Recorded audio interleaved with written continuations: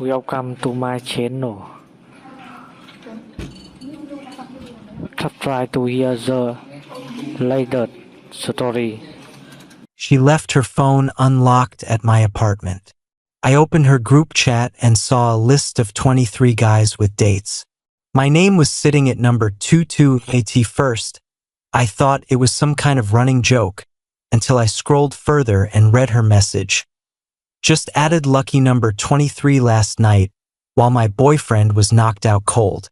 I didn't make a scene. I didn't confront her. I just screenshotted everything and sent it to her father right in the middle of their sacred Sunday family lunch.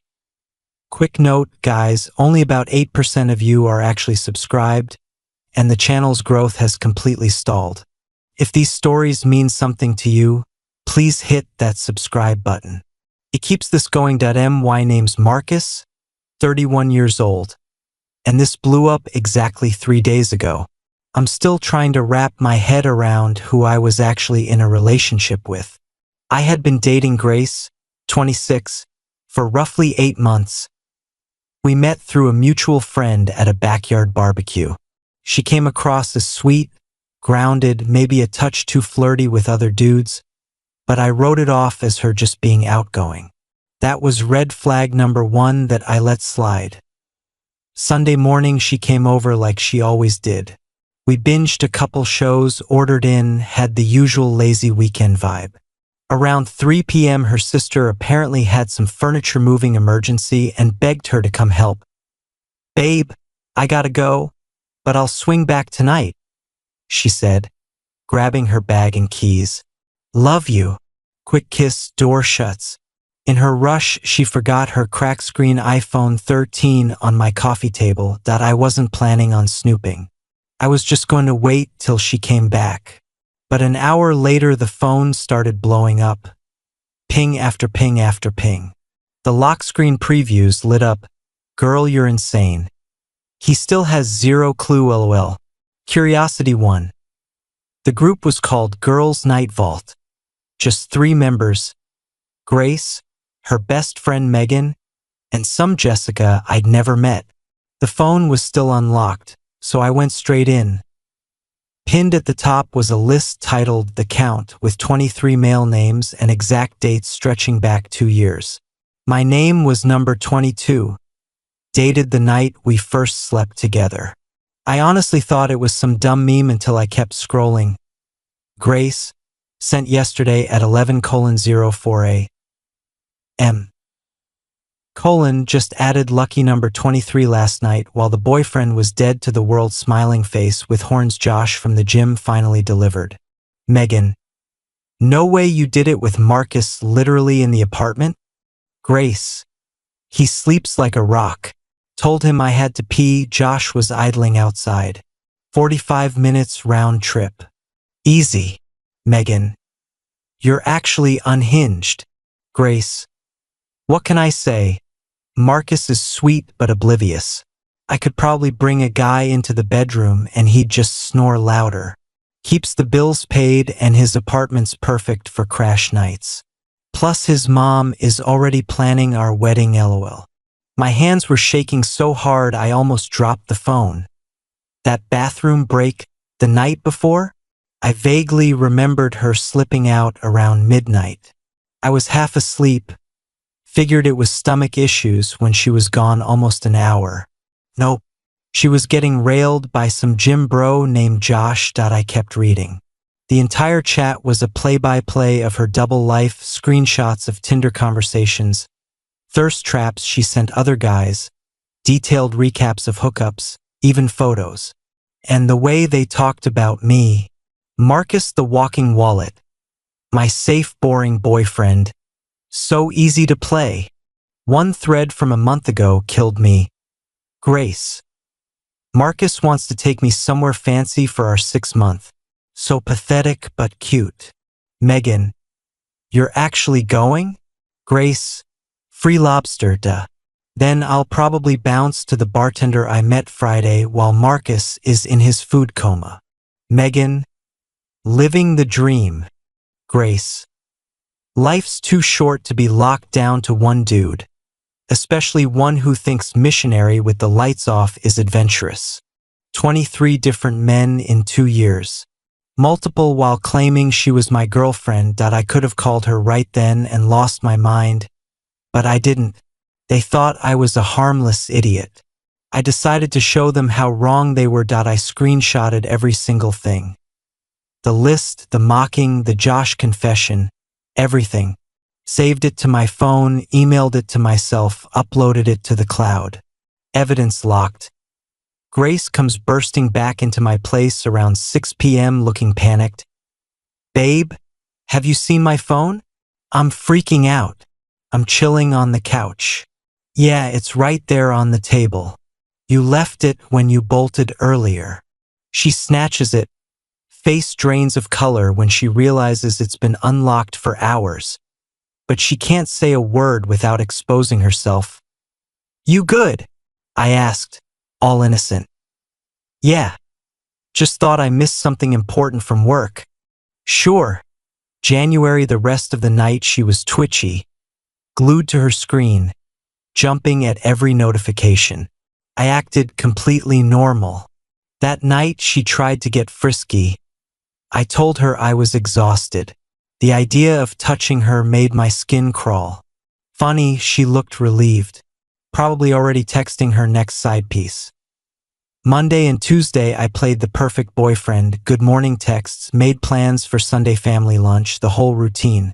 She relaxed, thinking she dodged a bullet. Wednesday I started building the nuke. I set up a burner email and forwarded myself all the screenshots so it looked like some anonymous whistleblower sent them to me. Then I dug into Josh.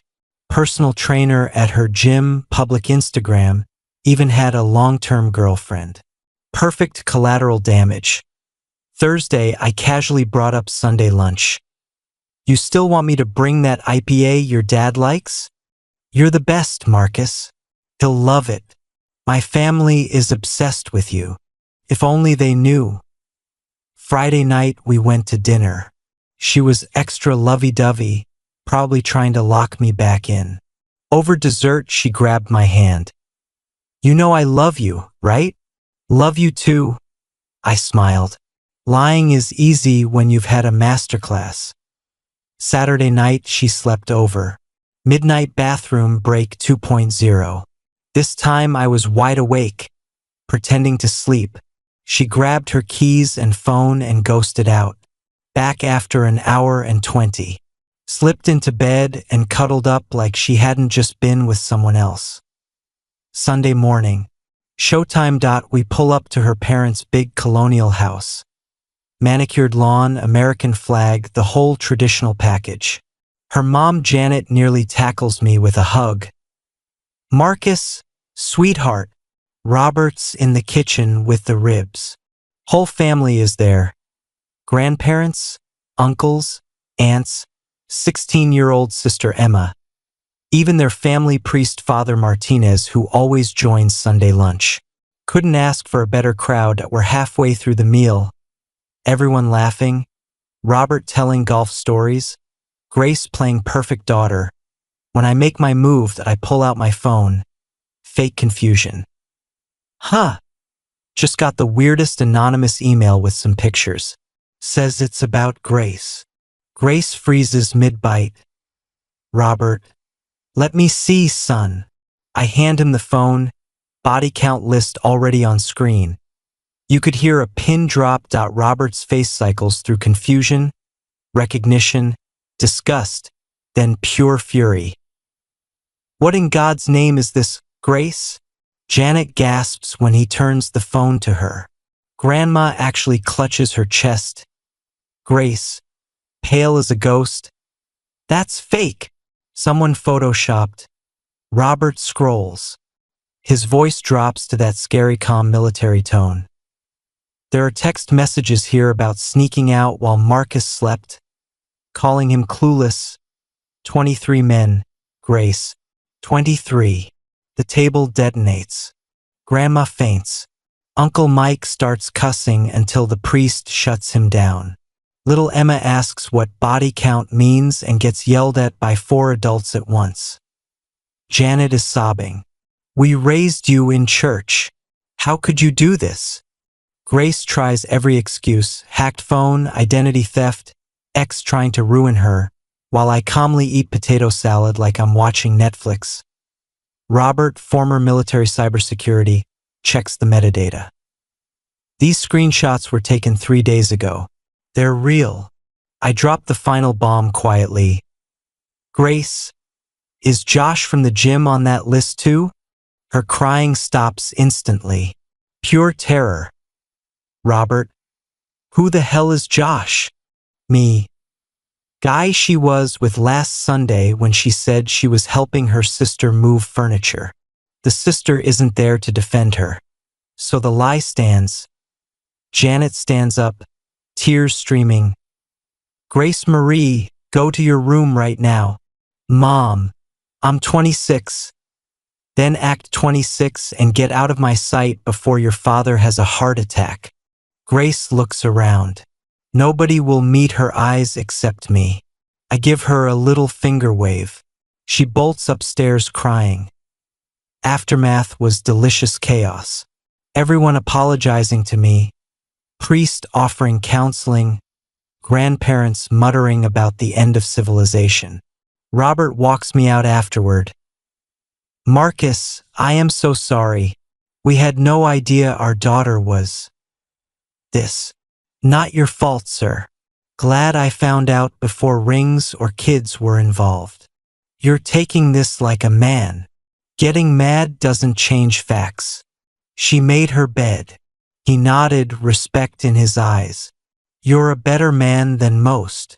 I drove home solo. Starting at 8 p.m. my phone lit up. Grace blowing me up. Ignored every call and text. Update 1 to 48 hours later. Fallout has been glorious. Grace went through all the stages. Sunday night, hysterical apologies. Monday, angry. Accusing me of violating her privacy. Tuesday morning, bargaining. Promising to change gyms. Delete numbers. Tuesday night, claiming it was mostly jokes. I never replied once. Megan called Tuesday. Look, Marcus, it was just girl talk, blowing off steam. So cheating on me 5 separate times and keeping a scoreboard is blowing off steam? Long silence. Then Josh, the gym guy, called. Bro, she told me you guys were open. I swear I didn't know. I filled him in on the list. He texted later that he dumped her on the spot. Grace's 16-year-old sister Emma even slid into my DMs. Hey Marcus, just wanted to say I'm really sorry. You were always so nice. Hope you find someone who deserves you. Kid's got more maturity than her sister. Word spread like wildfire. Gym, workplace, friend group, everywhere. She lasted 10 minutes at the gym before running out crying after Josh ignored her. Update 2 1 week later Thursday night, she camped outside my door crying for 20 minutes till my neighbor threatened to call security. Friday, flowers delivered to my office. Threw them straight in the trash in front of everyone after I told the story. Saturday morning, she ambushed me at my car post-workout.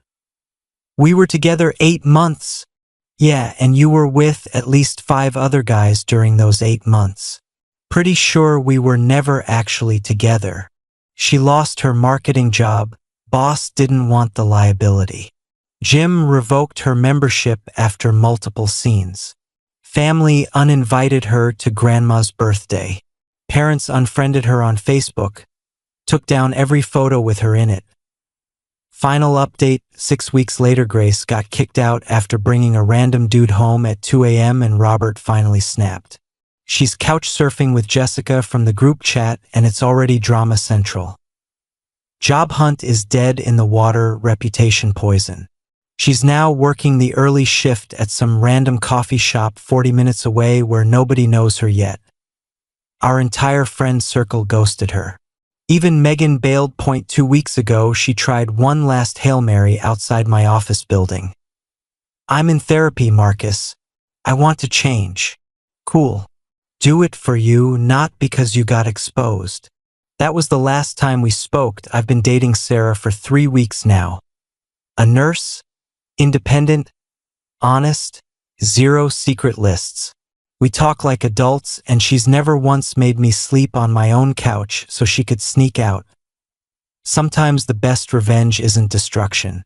It's simply removing the mask and letting the person everyone thought they knew stand there in front of the people whose opinion actually matters to them. Grace wanted to keep score. I just made sure the final scoreboard was public. Game over.